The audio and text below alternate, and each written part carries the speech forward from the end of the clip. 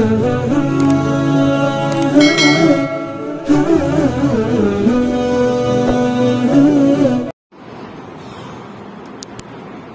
لله وكفى وسلام على عباده الذين اصطفى أما بعد فأعوذ بالله من الشيطان الرجيم بسم الله الرحمن الرحيم يا أيها الذين آمنوا قوا أنفسكم وأهليكم نارا صدق الله العظيم. حضرات سامعین کرام معزز حاضرین عزام، خطبہ میں جس آیت کا ٹکڑا میں نے ذکر کیا ہے اس میں اللہ تبارک و تعالی اپنے مومن بندوں کو یہ فرماتا ہے کہ ایمان والوں اپنے آپ کو اور اپنے اہل و عیال کو جہنم سے بچاؤ. ہم اور ہمارے اہل و عیال اس وقت جہنم سے بچیں گے جب ہم جہنم کو لے جانے والے اعمال سے بچیں، ہم اللہ کے رسول کی نافرمانیوں سے بچیں، اللہ کے رسول کے احکام کی خلاف ورزی سے بچیں، تب جا کر ہم اور ہمارے اہل و عیال جہنم سے بچیں گے. لیکن یاد رکھیں، ہمارا اور ہمارے اہل و عیال کا جہنم سے بچنا اس وقت بہت محال ہے، بلکہ ممکن ہی نہیں جب ہمارا معاشرہ اور ہمارا ماحول جہنم سے نہ بچے. یہ بہت مشکل کام ہوگا کہ ماحول جہنم والا ہو، ماحول میں جہنم کو لے جانے والے اعمال کیے جائیں اور ہم اور ہمارے اہل و عیال جہنم کو لے جانے والے اعمال سے بچ جائیں. اس لیے ماحول کی مثال موسم کی طرح ہے. موسم کی خصوصیت یہ ہے کہ موسم اپنا اثر ہر ایک پر ڈالتا ہے اور اپنا اثر ڈالنے میں کسی کی رعایت نہیں کرتا، کسی کو دیکھتا نہیں. مان لو موسم بارش کا ہے تو یہ موسم بارش کا یہ اپنا اثر ہر ایک پر ڈالے گا، چاہے امیر ہو غریب ہو، کالا ہو گورا ہو، بڑا ہو بچہ ہو، جو بھی باہر نکلے گا اس کا اثر وہ ڈالے گا. ہر چیز میں تری محسوس ہوگی، گیلاپن محسوس ہوگا. یہ ماحول کی موسم کی خصوصیت ہے، وہ اپنا اثر ڈالتا ہے اور اپنا اثر ڈالنے میں کسی کی رعایت نہیں کرتا.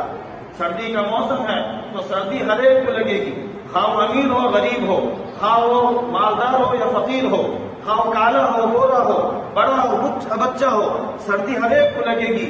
یہ نہیں دیکھے گی کہ یہ امیر ہے اس کے پاس نہ جایا جائے، اس کو سردی نہ لگے، یا غریب ہے اسے لگے، وہ کسی کی رعایت نہیں کرتی. ٹھیک اسی طرح ماحول کی مثال ہے.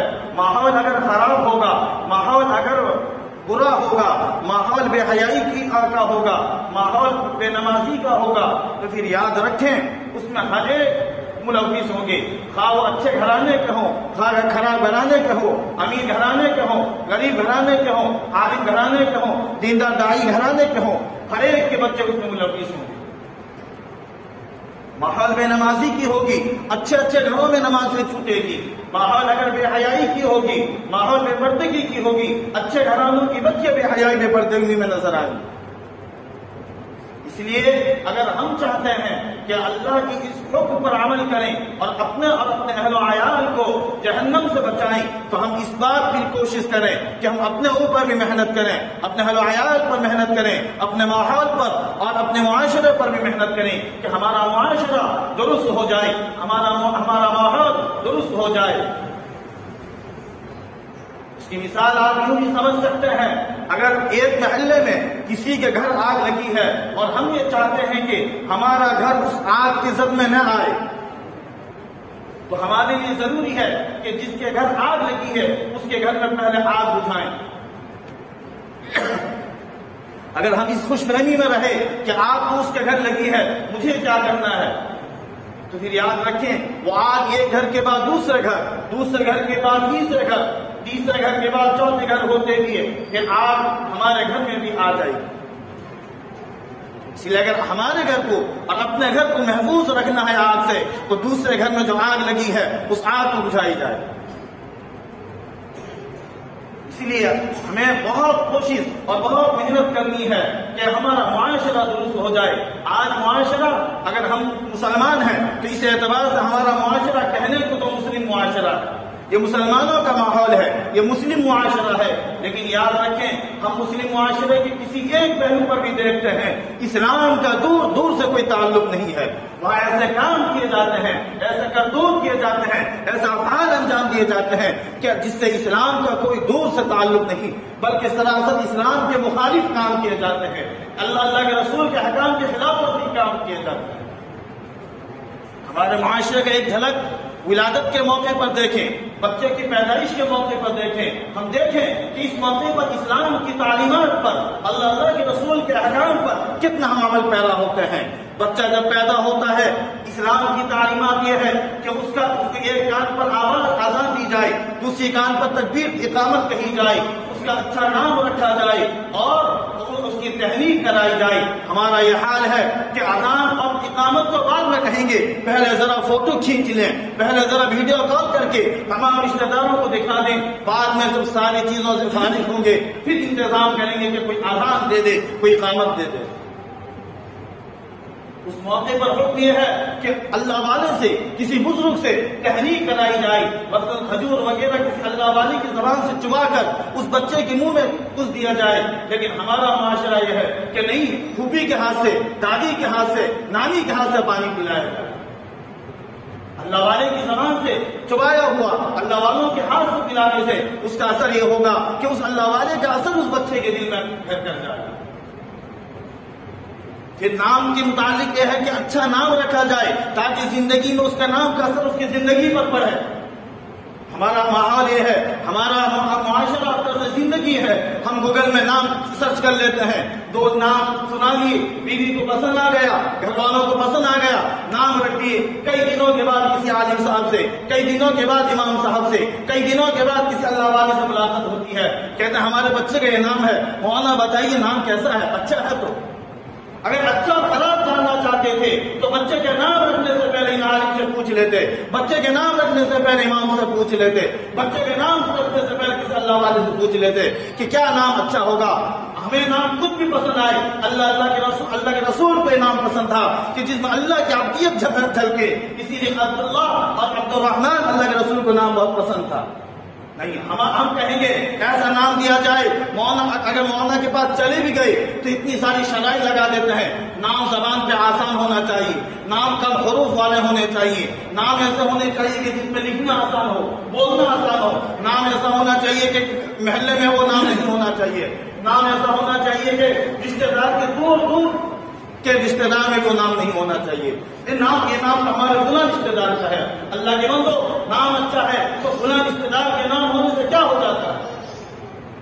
ایسے بھی کتنے بڑے اللہ والے گزرے ہیں، ان کے نام، ان کے باپ کے نام 16 پیڑھی تک ایک جیسا نام چلا ہے۔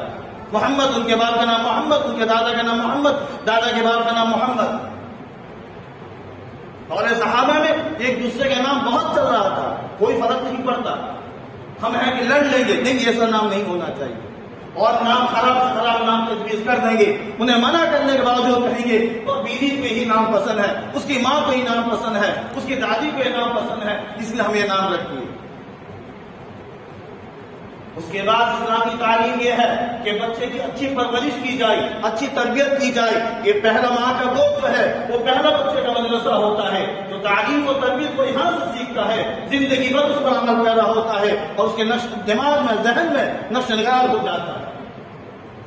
ہم ایسے موقع پر تعلیم و تربیت سے بالکل نابلد ہو کر اپنے بچوں کی پرورش کرتے ہیں۔ کیا ماں ہے، کیا باپ ہے، بچہ چھوٹا ہے، ہمیں کیا کرنا چاہیے، ہمیں کس چیز سے بچنا چاہیے، کسی کی پرواہ نہیں کرتے۔ 7 سال کے حکم پر یہ ہے کہ اس کو نماز کی تعلیم دی جائے، نماز پڑھنے پر کہا جائے، مجال ہمارے گھر میں اس کا تذکرہ ہو جائے۔ اگر باپ کہہ دے تو ماں ڈر پڑے گی، اس چھوٹی بچے کو تم نماز کا کہہ دے رہے ہو، بڑا ہو کر نماز پڑھ لے گا۔ اگر ماں کہتی تو باپ لڑ پڑے گا، ارے اس عمر میں بچے کو کیا نماز پڑھنے کے لیے کہا جائے۔ 10 سال کے حکم پر یہ ہے کہ بچہ نماز نہ پڑھنے پر مارا جائے۔ اگر ہمارے گھر میں باپ دیندار ہے، ماں دیندار نہیں ہے، 10 سال کی عمر پر بچے کو تعلیم کے لیے، بچے کو ادب سکھانے کے لیے اور حدیث پر عمل کرتے ہوئے اگر بچے کو ہلکی سزا تک دے دی جائے نماز کے لیے، گھر میں ایک جنگ چھڑ جائے گی، ایک لڑائی اور بدتمیزی ایک طوفان برپا ہو جائے گا۔ کیوں بچے کو تم ہاتھ اٹھائے؟ یہ بچہ ہے ابھی نماز پڑھنے کے لیے، ہم دیکھیں بہت نماز پڑھتے بھی، اگر ماں دیندار ہے باپ دیندار نہیں ماں مانتی تو باپ لڑ پڑے گا کہ کیوں بچے پر ہاتھ اٹھائے ہو، ابھی نماز پڑھنے کا عمر ہے، بڑا ہو کے خود پڑھ لے گا۔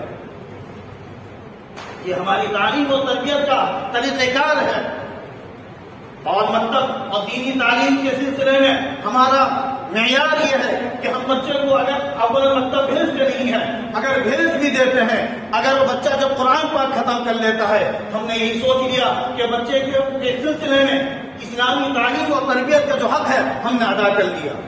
حالانکہ ایک بچہ مکتب میں جا کر قرآن پاک جب ناظرہ ختم کرتا ہے تو کیا زیادہ سے زیادہ کیا سیکھتا ہے؟ ناظرہ قرآن پڑھنا ہی تو سیکھا ہے، نہ قرآن کے معنی کو جانتا ہے، نہ قرآن میں بتائے گئے احکام کو جانتا ہے، نہ اللہ کے رسول اس سے کیا چاہتے ہیں وہ جانتا ہے، نہ ماں باپ کے آداب جو قرآن پاک میں مذکور ہیں اسے جانتا ہے، نہ اللہ کے رسول نے زندگی گزارنے کے جو طریقہ کار بتایا ہے اسے جانتا ہے، صرف ناظرہ قرآن پڑھتا ہے۔ ہم اسی سے اور اسی وقت سے بچے کو مکتب سے ہٹا دیتے ہیں، مسجد سے دور کر دیتے ہیں، اب بچے کو دین کے سلسلے میں اسلامی تعلیم و تربیت سے آزاد سمجھتے ہیں۔ حالانکہ وہ اس عمر میں بچے کو ابھی کچھ بھی معلوم نہیں تھا، بچہ لے دے کر قرآن پڑھنا ہی تو سیکھا ہے۔ اب بچہ آزاد ہو جاتا ہے، نہ اساتذہ کے پاس جاتا ہے، نہ مکتب کے معلم کے پاس جاتا ہے، نہ مسجد کے امام سے جڑتا ہے، نہ دعوت تبلیغ سے جڑتا ہے، نہ مدارس سے جڑتا ہے، نہ خانقاہ سے جڑتا ہے، اور نہ ماں باپ کو اس کی فکر ہوتی ہے۔ بچہ بڑا ہوتا ہے، اسکول اور کالج کے دروازے کو جاتا ہے، وہاں کے خراب ماحول سے متاثر ہوتا ہے، وہاں کی بے حیائی اور بدنسبی اور بے حیائی بے پردگی کا منظر اس کے سامنے آتا ہے۔ اب بچہ جو برائیوں کے ماحول میں جا کر برائی کرنے لگتا ہے تو برائی کرتے کرتے آگے بڑھتا ہے، مگر بھلائی کے راستے اس کے سامنے نہیں ہوتا ہے۔ اس کا نتیجہ یہ ہوتا ہے دن بدن اس کے جو اندر جو بھی دینی مزاج ایک پیدا ہوا تھا مطلب سے وہ ختم ہوتا جا رہا ہے، اور برائی والا ماحول، بے حیائی والا ماحول اور بے پردگی والا ماحول اس کے ذہن اور دماغ میں رس بچ جاتا ہے۔ وہ خراب بچوں سے، وہ محلے ان بچوں سے بھی ملتا ہے جو اس عمر میں فلم تک دیکھتے ہیں، غلط چیزیں دیکھتے ہیں، موبائل کی رات چلاتے ہیں، ماں باپ کی بات نہیں سنتے ہیں، وہ بڑوں کی ادب نہیں کرتے ہیں، نمازوں تک نہیں پڑھتے ہیں، ان کے ساتھ اس کی زندگی گزر بسر ہوتی ہے۔ بتاؤ جو بچہ ان بچوں کے ساتھ رہے، جو بچہ ایسے لوگوں کے ساتھ رہے، وہ بچے کی اچھی پرورش کیا ہوگی؟ وہ بچہ بھی کل چل کر ماں باپ کے بات کو منع کر دے گا، ماں باپ کے حکم کی خلاف ورزی کرے گا، اللہ کے رسول کو توڑ دے گا، حکم کی خلاف ورزی کرے گا، اللہ کے رسول کی باتوں سے بھاگے گا، وہ مسجدیں نہیں آئے گا، انہیں تبلیغ میں جائے گا، انہیں دینی باتوں کو سنے گا، کیونکہ وہ جس ماحول میں رہ رہا ہے، جس بچوں کے ساتھ اس کا بیٹھنا ہو رہا ہے، اس میں اکثر بچے ایسے بھی ہیں جس کے ماں باپ اگر بلاتے ہیں تو ان کو چھاڑ دیتا ہے، تو یہ بھی سن سن کر سیکھ جائے گا کہ ماں باپ اگر زیادہ بلائیں اور میں اگر منع کروں تو ماں باپ کو زور سے آواز سے ڈانٹ دوں ڈپٹ دوں۔ تو برائیاں ہوتی ہیں مگر بھلائی نہیں ہوتی ہے۔ اس کی مثال وہ ایک طرف مرض بڑھتا جا رہا ہے مگر اس کا علاج نہیں ہوتا ہے، پھر بڑا ہو کر وہ جو بیماری، چھوٹی چھوٹی بیماری، بد اخلاقی، بد تہذیبی اور دین کے تعلق سے غفلت وہ بڑی شکل میں نظر آتی ہے، پھر ماں باپ کو پریشان کرتا ہے، زبان درازی کرتا ہے، خواب اٹھاتا ہے۔ اس وقت ماں باپ کو جا کر احساس ہوتا ہے کہ بچہ برباد ہو گیا، بچہ ہمارے ہاتھ سے نکل گیا، بچہ اب ہمارا نہیں رہا۔ اب روتے پھرتے ہیں، کبھی امام صاحب کے پاس آتے ہیں کہ تعویذ دے دو، کبھی معلم کے پاس آتے ہیں، مکتب کے استاد کے پاس آتے ہیں ذرا آپ سمجھا دیجیے، کبھی دعوت تبلیغ کے ساتھیوں کے پاس جاتے ہیں حضرت آپ ہمارے بچوں کو جماعت میں لے چلیں، لیکن بچہ اب اتنا آگے بڑھ چکا ہوتا ہے کہ پانی سر سے اوپر اٹھ جاتا ہے، وہ بچہ کسی کا نہیں رہتا ہے۔ اب ماں باپ گھٹ گھٹ کر زندگی گزارتے ہیں۔ یاد رکھو یہ گھٹ گھٹ کر زندگی گزارنا یہ ہمارے عمل کا نتیجہ ہے، ہمارے اعمال کا نتیجہ ہے، ہمارے کردار کا نتیجہ ہے۔ دین کے تعلق سے، دین کے سلسلے میں جو ہم نے اس کو تربیت دینی تھی نہیں دی، آج اس کا ہمیں نتیجہ بھگتنا پڑ رہا ہے۔ یہ تو بچوں کی ولادت اور بچے کے ماحول میں اسلام کی کیا تعلیمات تھی۔ اب ذرا آگے بڑھیں، ہمارے معاشرے کا ایک دوسرا پہلو شادی کا موقع ہے۔ یہ پہلو بھی اب اس میں ایسے ایسے کام انجام دیے جاتے ہیں جس کا اسلام سے دور سے کوئی تعلق نہیں۔ سب سے پہلے رشتہ تلاش کیا جاتا ہے، رشتہ تلاش کرنے میں اسلامی تعلیمات یہ ہے، اللہ کے رسول نے فرمایا 4 چیزوں کی وجہ سے رشتہ تلاش کیے جاتے ہیں اور رشتے کا انتخاب کیا جاتا ہے۔ ایک چیز حسن جمال کو دیکھ کر رشتے کا انتخاب کیا جاتا ہے کہ وہ بہت خوبصورت ہے، وہ بہت اچھا ہے، بہت حسن جمال کا مالک ہے، لہٰذا رشتے کا انتخاب کیا جاتا ہے۔ کبھی حسب نسب کی وجہ سے، کبھی مال و دولت کی وجہ سے انتخاب کیا جاتا ہے، کبھی دینداری کو دیکھ کر۔ اللہ کے رسول نے فرمایا دینداری کو ترجیح دو۔ تم دیکھو، یہ نہ دیکھو کہ بچہ خوبصورت ہے یا خوبصورت نہیں ہے، یہ نہیں دیکھو کہ مال کتنا ہے مال کتنا نہیں ہے، یہ نہیں دیکھو کہ اس کا حسب نسب کیا ہے، تم دینداری کو دیکھو۔ اللہ کے نزدیک معزز مکرم بھی ہے، ان اکرمکم عند اللہ اتقاکم، تمہارے نزدیک معزز کوئی مالدار ہو سکتا ہے، تمہارے نزدیک معزز کوئی حسن جمال کا مالک ہو سکتا ہے، تمہارے نزدیک معزز کوئی سید گھرانے کا انسان ہو جاتا ہے، لیکن یاد رکھو اللہ کہتا ہے اللہ کے نزدیک جو سب سے زیادہ معزز ہے، جو سب سے زیادہ مکرم ہے، جو اچھا ہے، وہ وہی ہے جو جس کے اندر تقوی زیادہ ہے۔ تو دینداری کی بنا پر آپ رشتے کا انتخاب کریں، مگر ہمارے نزدیک ہر چیز کو دیکھ لیں گے، دینداری کو نہیں دیکھیں گے۔ دینداری نام کی ہو نہیں ہو اس کی پرواہ نہیں۔ اب بچہ کہتا ہے لڑکی خوبصورت ہونی چاہیے، رشتہ داری اور رشتے کا انتخاب اور بہو کا انتخاب حسن جمال کو دیکھ کر کریں گے، اس کے کردار کو دیکھ کر نہیں کریں گے، اس کی سیرت کو دیکھ کر نہیں کریں گے، اس کے کردار کو دیکھ کر نہیں کریں گے، صورت کو دیکھ کر کریں گے۔ اب جب صورت کو دیکھ کر بہو لائے ہیں اور بہو اپنی صورت کے مطابق کام کی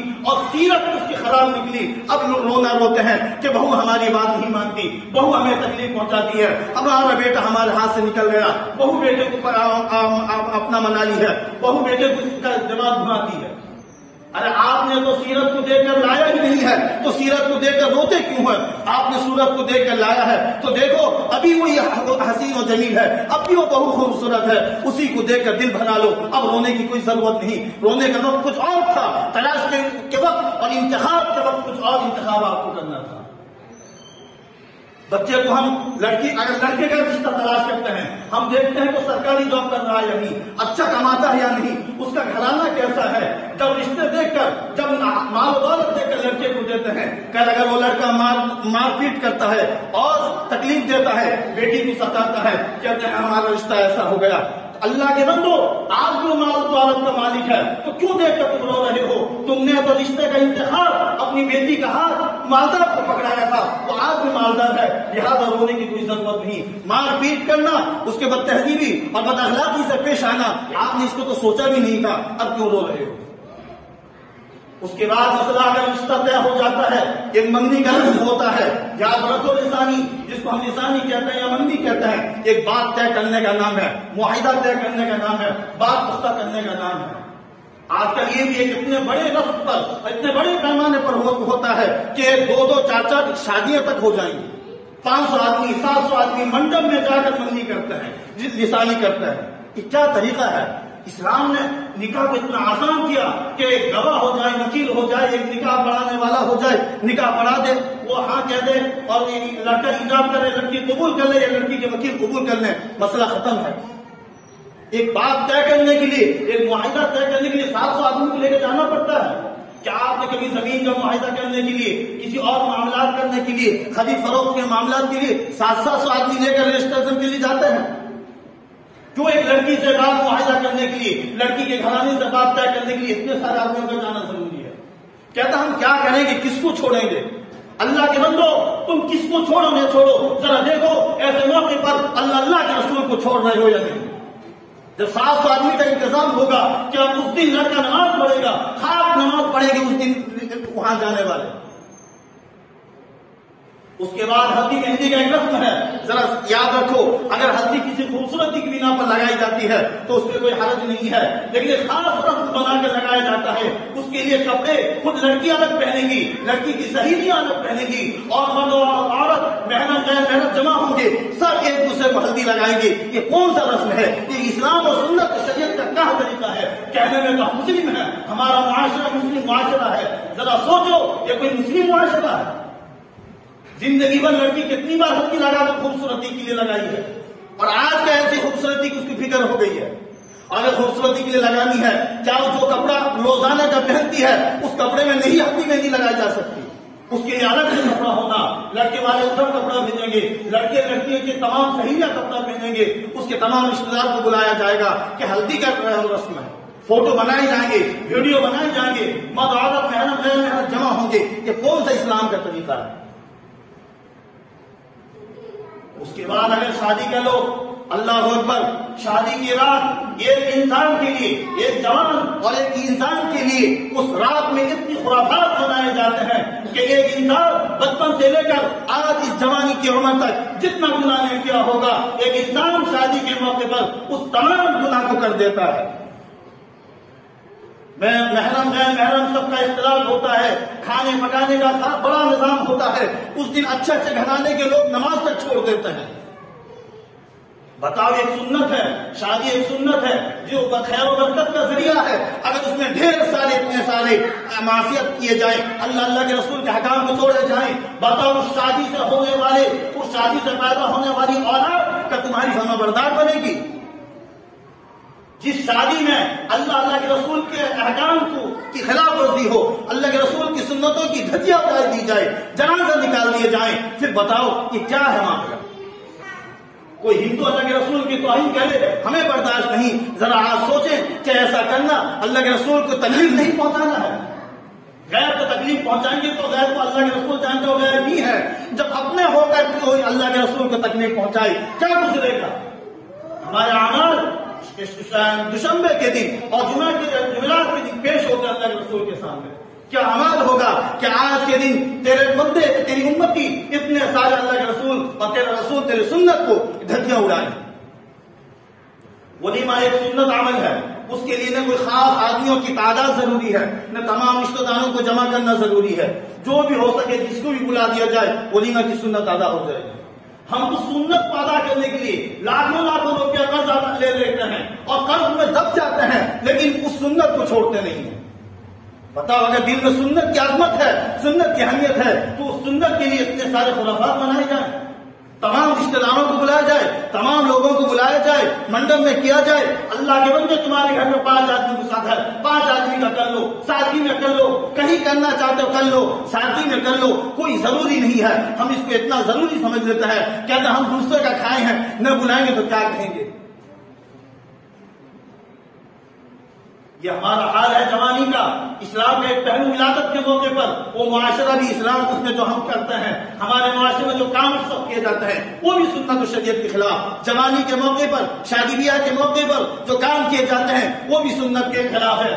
آخر میں ایک موقع اور ہے، مغفرت. انسان کو اس موقع پر تو اللہ کے رسول کے احکام کے خلاف ورزی نہیں کرنی چاہیے، مگر افسوس کہ ہمارا مسلم معاشرہ اتنا بد سے بدتر بن چکا ہے، اس موقع پر بھی ہم اللہ کے رسول کو ناراض کرتے ہیں. میت جب مر جائے، اگر عورت مری ہے تو یاد رکھیں اس عورت کو وہی لوگ دیکھ سکتے ہیں جو اس کے محرم ہے، جو زندگی میں دیکھنے کے حقدار ہیں. دیکھ سکتے تھے، جن کے لیے زندگی میں دیکھنا جائز ہے وہی دیکھ سکتے ہیں. لیکن مان لو ہماری بستی میں اگر کسی عورت کا انتقال ہوا ہے، سارے آ رہے ہیں، سب دیکھ رہے ہیں. کیا پھوپھی کے لڑکے، کیا پھوپھو کے لڑکے، کیا ماموں کے لڑکے، کیا اس کے لڑکے، اللہ اکبر، سب دیکھتے ہیں. یاد رکھو اس کا گناہ ملے گا. اس کو دیکھنے میں زندگی میں جائز ہے، نہ مرنے کے بعد جائز ہے. ہمارے نزدیک محرم وہ ہوتا ہے کہ جس سے کوئی دور دور کا تعلق نہیں. یاد رکھو محرم اسے کہتے ہیں جس سے نکاح کبھی جائز نہ ہو. چچا کے لڑکے کے ساتھ نکاح جائز ہے تو یاد رکھو ایک لڑکی کے لیے چچا کا لڑکا غیر محرم ہے. لہٰذا زندگی میں اسے دیکھنا جائز ہے، نہ مرنے کے بعد اسے دیکھنا جائز ہے. ماموں کے لڑکے کے ساتھ نکاح کرنا جائز ہے. یاد رکھو وہ لڑکا جو ہے اس لڑکی کے لیے زندگی میں بھی غیر محرم ہے، زندگی میں بھی اس کو دیکھنا جائز نہیں، مرنے کے بعد اسے دیکھنا جائز نہیں. ایک سالی اپنی بہنوں سے شادی کر سکتی ہے جب اس کی بہن اگر نکاح سے نکل جائے، تو لہذا ساری بہنوں کے حق میں غیر محرم ہے. لہذا زندگی میں بھی نہ بہنیں دیکھ سکتا ہے، نہ مرنے کے بعد دیکھ سکتا ہے. ہمارے نزدیک کے تمام پردے اٹھ جاتے ہیں. یاد رکھو اگر زندگی میں ہم نے اللہ کے رسول کو راضی نہیں کیا ہے تو کیا حق ہمارا بنتا ہے کہ مرنے کے بعد بھی اللہ کے رسول کو ناراض کریں. ایسے موقع پر تو اللہ کے رسول کے حکم پر زیادہ عمل کرنا چاہیے. رونے کا ایک ماحول ایسا بنتا ہے، چلا چلا کر رونا ہوتا ہے. یاد رکھو اس سے میت کو گناہ مل رہا ہے. اسی طرح 2-4 دن ہم اور آپ جو بڑے دھوم دھام سے انتظام کرتے ہیں، مہینہ 2 مہینہ مدرسے والے بچوں کو بلاتے ہیں، کھلاتے ہیں، اور بیٹا سمجھ لیتا ہے کہ میں نماز حق کو ادا کر دیا. یاد رکھو تمہارے جو میت کل گزرے ہیں وہ ہر دن محتاج ہوتے ہیں کہ ان کو کوئی پڑھ کے بخشے. تم جب نہیں پڑھتے ہو، مدارس کے بچے آ کر کیا پڑھ لیں گے؟ اور پڑھ کے 2 دن پڑھ لیے، 1 دن پڑھ لیے، کیا 1 دن سے ان کا بھوک دور ہو جائے گا؟ ہر دن قبر میں تڑپتے رہتے ہیں، ہر دن ان کو انتظار رہتا ہے کہ کاش کوئی پڑھ کے بخش دے۔ یہاں تک کہ کتابوں میں لکھا ہے کہ اگر کوئی رشتے دار پڑھ کے بخشتا ہے تو فرشتوں کے واسطے ثواب پہنچتا ہے۔ میت میں جب ثواب پہنچتا ہے، اطلاع دی جاتی ہے کہ تیرا فلاں رشتے دار، تیرا فلاں بیٹا پڑھ کے بخشتا ہے، وہ خوشی سے جھوم اٹھتا ہے اور مارے خوشی سے اپنے پڑوس والے قبر کو کہتا ہے کہ دیکھ میرا بیٹا پڑھ کے بخشا ہے، خوشی سے جھوم اٹھتا ہے۔ اس کا پڑوس والے کو اگر کوئی پڑھ کے بخشنے والے نہیں ہوتے، اسے ایک افسوس ہوتی ہے، تکلیف ہوتی ہے، وہ افسوس کے مارے کہتا ہے تیرے بیٹے تو حافظ ہے، تیرے بیٹے تو عالم ہے، تیرے بیٹے دیندار ہے، پڑھ کے بخش دیے، میرا کون ہے پڑھ کے بخشنے والا؟ تڑپ جاتا ہے، تڑپ اٹھتا ہے۔ اس لیے اللہ کے بندو یہ عزم کرو، کیا ہمارے ماں باپ اگر دنیا سے گزر گئے ہیں، ماں باپ دنیا سے گزرتے ہیں، ختم ہوتے ہیں، لیکن ان کے حقوق ختم نہیں ہوتے ہیں۔ ہم ہر دن پڑھ کے بخشنے کا معمول بنائیں۔ سبحان اللہ، الحمدللہ، سورہ فاتحہ، کوئی بھی سورت تو ہم پڑھ سکتے ہیں، دین کے کام ہم کر سکتے ہیں۔ یہ سارے ثواب کے لیے مدارس کے طلبہ کا آنا، کسی اللہ والے کا آنا یا کسی کا دعا کرنا ضروری نہیں۔ ہم جو پڑھیں، جو اچھا کام کریں، یہاں تک کہ مولانا اکرام صاحب بازمشی رحمہ اللہ فرمایا کرتے تھے، ہم لوگ جو دسترخوان جھاڑتے ہیں، اس دسترخوان سے ہڈی وغیرہ گرتی ہے، اس کو جو چونٹی یا کتے وغیرہ کھاتے ہیں، اگر ہم نیت کر لیں کہ اس کا ثواب جو بھی جانور کھائیں، اس کا ثواب میرے ماں باپ کو پہنچا دے، اللہ اس ثواب بھی پہنچا دیتا ہے۔ اس لیے ہم اپنے معاشرے کو درست کریں۔ اگر معاشرہ درست نہیں ہوگا، ہم گناہ سے نہیں بچ سکیں گے، نہ ہماری اولاد گناہ سے بچے گی۔ اسی پر میں اپنی باتوں کو ختم کرتا ہوں۔ وآخر دعوانا الحمدللہ رب العالمین۔